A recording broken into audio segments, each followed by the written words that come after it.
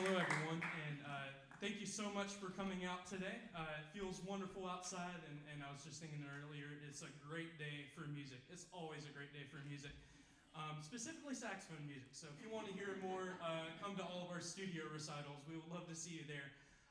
If you don't know me, which if you're in here, you most likely do, but I am Preston Raburn. I am a senior saxophone major. And I've had the privilege to be in the studio and at this college for 4 years. And this recital is the capstone of my major. I've always told a lot of people close to me, if you aren't able to go to my graduation, I think it's more important you come to my recital. Because this is more centered over everything that we do, especially as music majors. The piece that we just played, it was Tableau de Provence, excuse me, I was confusing with my Spanish. By Paule, Maurice, a French composer, not Spanish. And the piece details a certain region of France when her and her husband visited, and you can read a little bit more about it in the program notes. But this piece was very special to me, especially because getting to work with Dr. Allen on this piece, I also was able to look at all the markings that my dad made 30 years ago, and his teacher did as well. So I dedicate this performance of this piece to my father, Clint Raburn, who I've had the privilege to have as my band director and as my dad. And I'm lucky enough to get to play on his music and on his horn for a small amount of time as well. So thank you.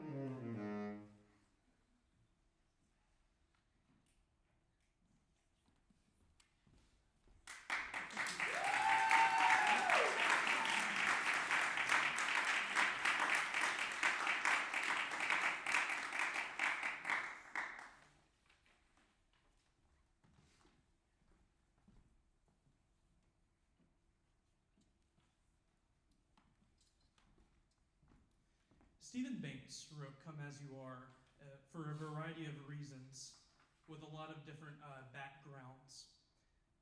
Some of the most important things to him, other than being a saxophone pedagogue, is his family and being deeply rooted in his faith. He wrote Come As You Are as exactly this. It explores the range of the tenor sax and just the beauties of the range and everything that it has to offer. But the point of this entire piece is not just to provide something musical, but something spiritual. I relate to this in a lot of ways. In the same way that my love for music is rooted in my family, it's also rooted in my faith. It's been there my entire life. All these things have been intertwined. My life began and set foot in the halls of First Christian Church and was cultivated at Northridge Christian Church, and alongside those things, so was my love for music. I wouldn't be the same person I would be if it weren't for those things. Every single movement is exactly that. It takes melodies from a couple of hymns and spirituals and sets them to the lyrics of to a spiritual titled Total Praise. And the saxophone is unable to convey words, and sometimes that can be seen as a downside. But in my experience, it even lifts up everything else around it. That if you are able to convey those in something beyond what is said, but something that is unseen. And it begins with Lift My Eyes. He dedicates each of these pieces to one of his family members, and so I found it do so. I'll let you know which one with every piece. Lift My Eyes takes the melody of My Lord, What a Morning, set from the biblical book of Revelation, and details the second coming of Christ. Hope you enjoy Lift My Eyes.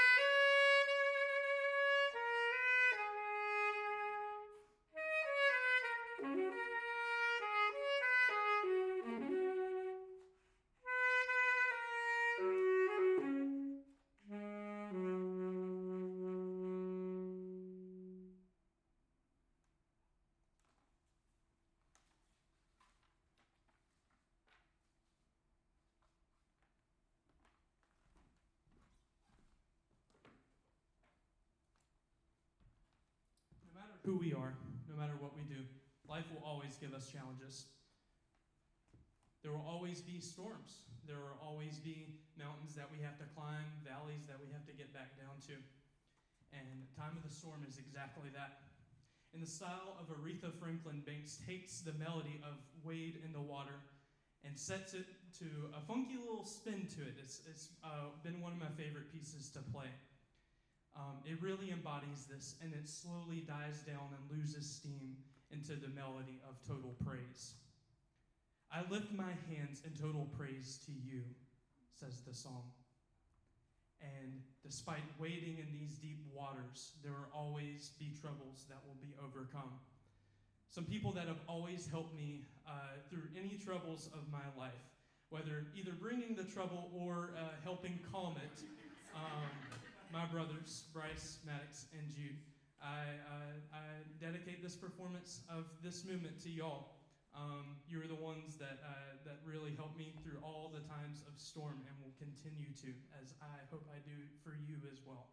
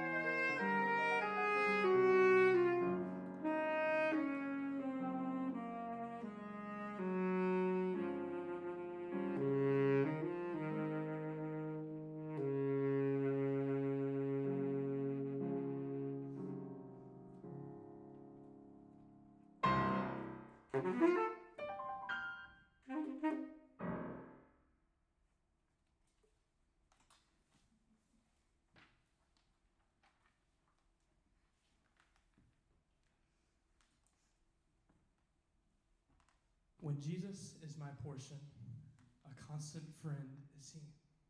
His eye is on the sparrow, and I know he watches me. I sing because I'm happy. I sing because I'm free. His eye is on the sparrow. I know he watches me. Strength of my life is exactly that. It takes this beautiful melody of in my opinion, one of the greatest hymns of all time, and sets it to the beautiful style of Mahalia Jackson, also Robert Schumann as well, and taking it and just spinning the melody and really making things clear towards the end of deliverance and freedom and truth. This piece the performance of this I dedicate to my mom, my mother, Amy Raburn.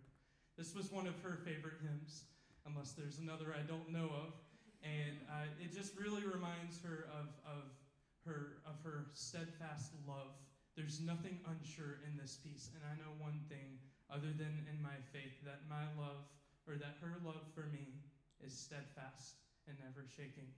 This is strength of my life.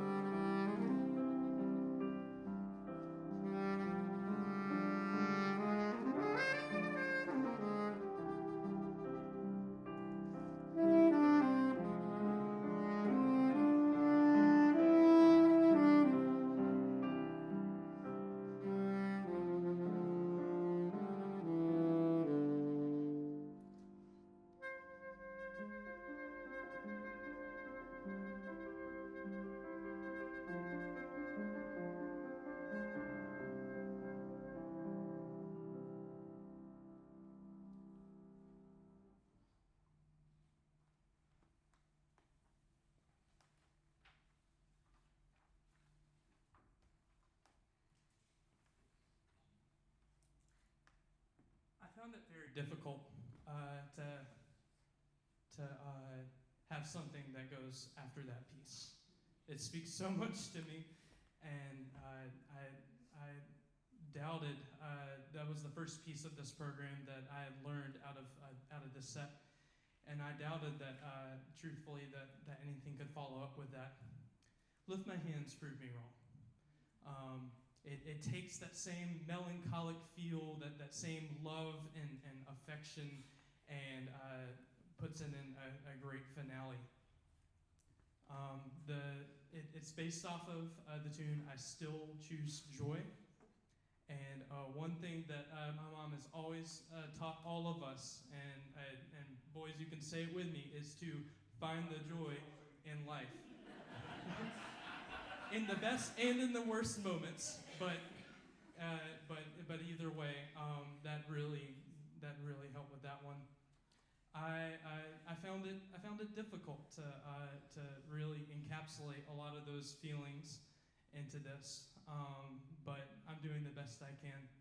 But "Lift My Hands" finds full reassurance, full heavenly reassurance, and knowing that everything is certain, that there's no uncertain. There may be uncertainty in this world, but there's no uncertainty in heaven.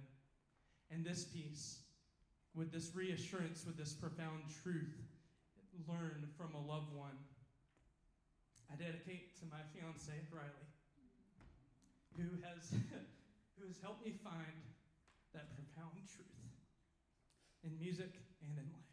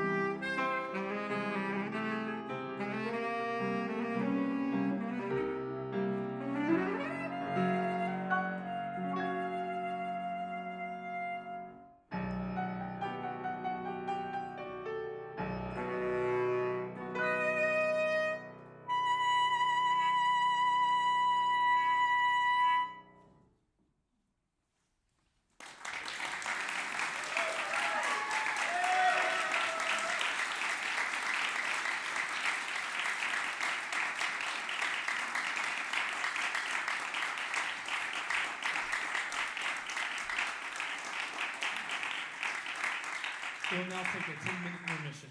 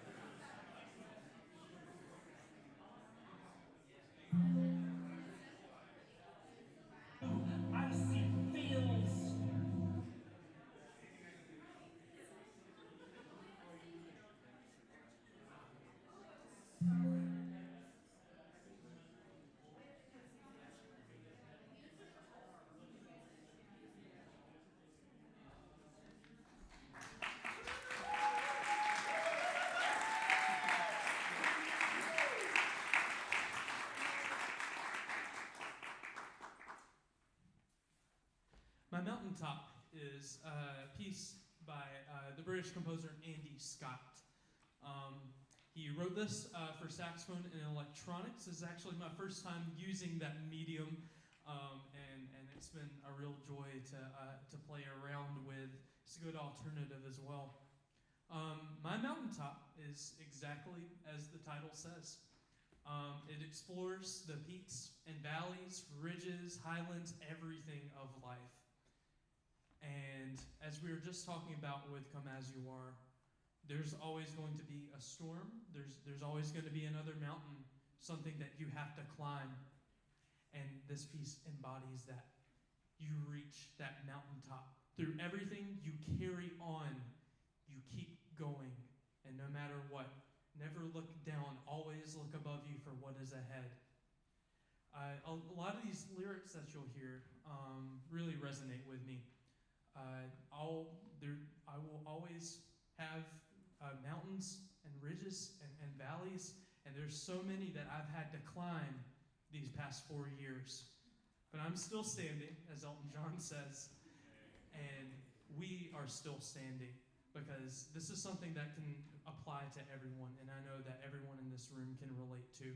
So as you listen to this music and to the lyrics, think of something or someone that has gotten you through these, that has pushed you up that mountain, sometimes even forced you to climb, and other times have encouraged you along the way, or ones that you've helped carry on up the mountain and encouraged them as well. And with this piece, there's nobody in specific I can think of, but just everybody. If you were sitting here, you had some importance in my life. And I would like to thank you for that, because you've helped me reach my mountaintop.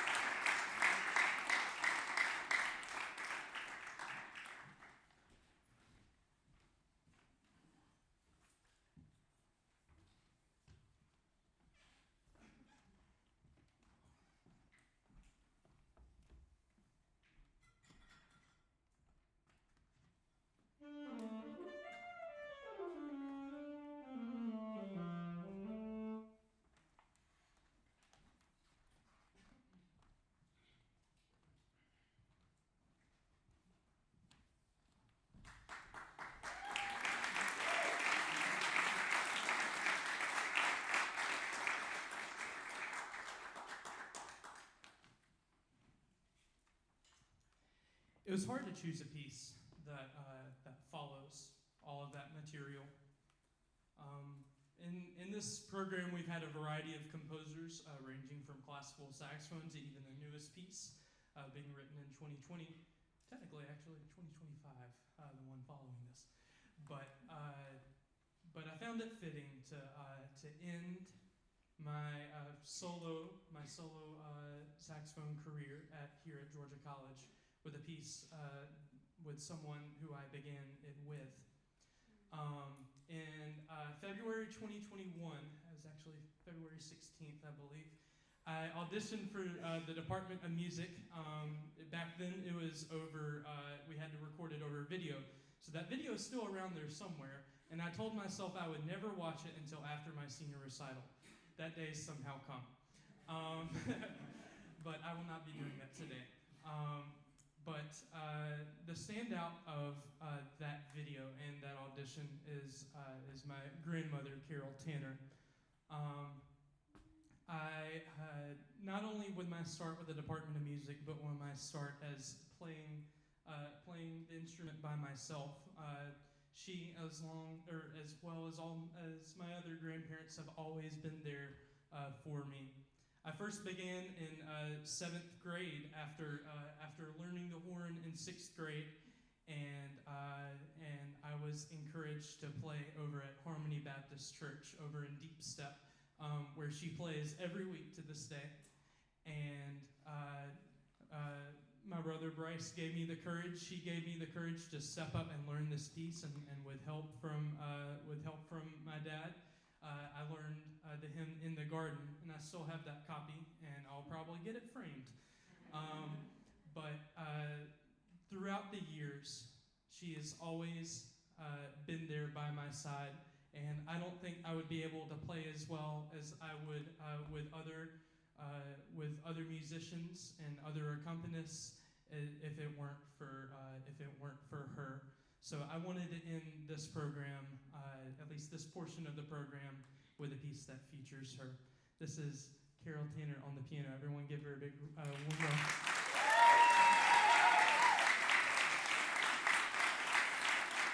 I know you hate that, but you deserve that. So this is Romance by William Grant Still.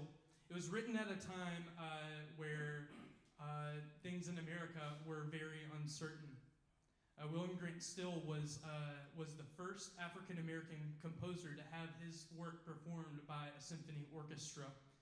He had a fair share of difficulties in his life, including his relationship with his wife. He was African American, she was white, and he wrote this piece for her at a time where racial segregation was still a very prominent issue in America. And despite all those challenges that it proved for him to love his wife, he still stood above, and he wrote this piece for her. This is Romance.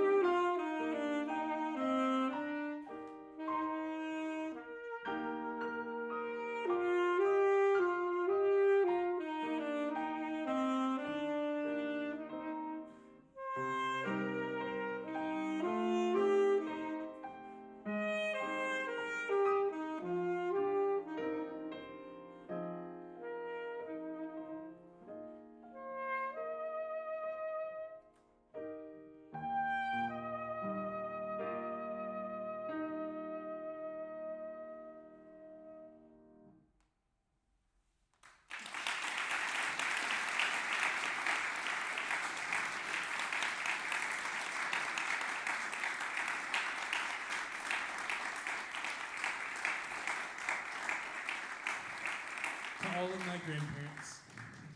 Thank you for your steadfast love and your constant encouragement.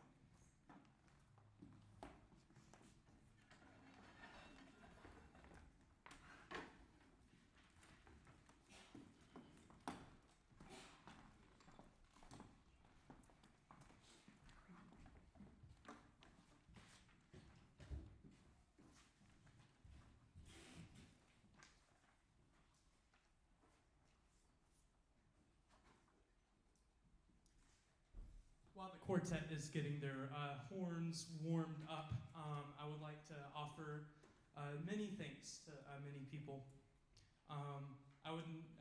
All of this would not be possible without every single one of you in here. And I know I've said it plenty of times, and I will say it plenty more. Thank you.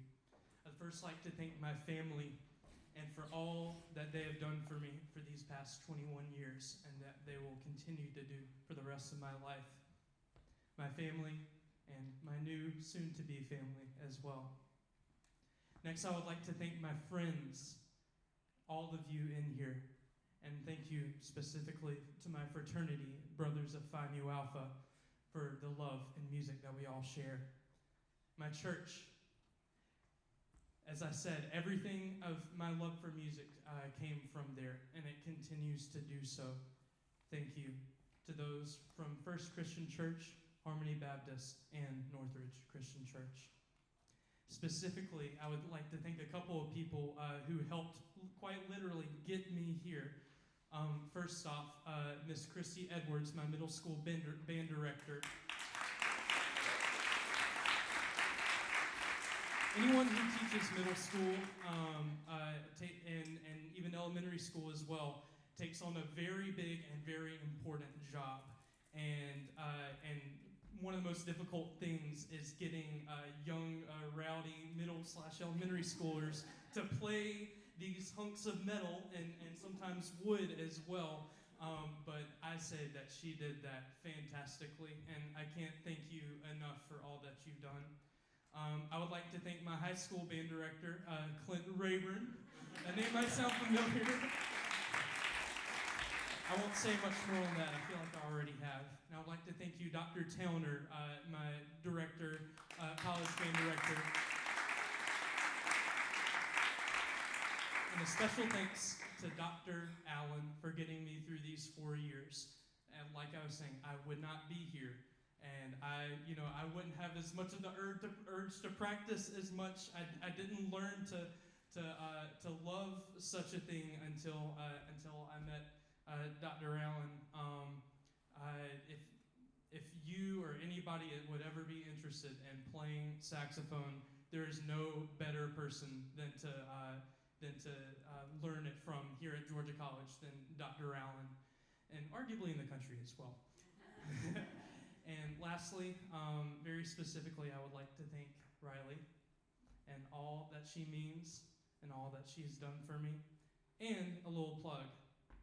Go see her senior recital this coming Friday, 7:30. It'll be better than this, so. Without further ado, I chose to write a piece to end the concert, and it was very difficult to do.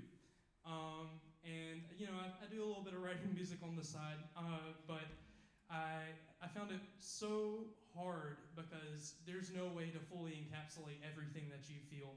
So what I did, I took a couple of medleys from some of my favorite pieces. I took my favorite melody from Gustav Holst's Jupiter, and also took a good hymn, Come Thou Fount, and then a melody from my favorite video game, Legend of Zelda: Breath of the Wild. You laugh, but hear us at the Jazz Jam. We like to play video game music. But either way, these all mean a lot to me, and I know there's some other people that they may mean a lot to as well. I'm gonna quit talking now because I don't want to get even more upset in a good way than I already am. So I'd like to introduce my members of the GC Quartet, my longtime friends of these past 2 years that I've had the pleasure to work with, and to bring out this recital to a close.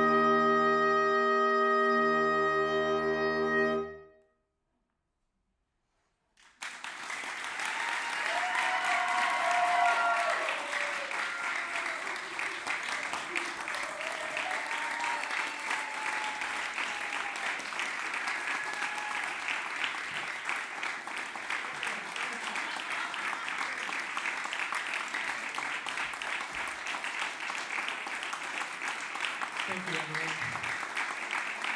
It's really been a privilege and a pleasure to play with you and to be able to play with everyone here at GCSU.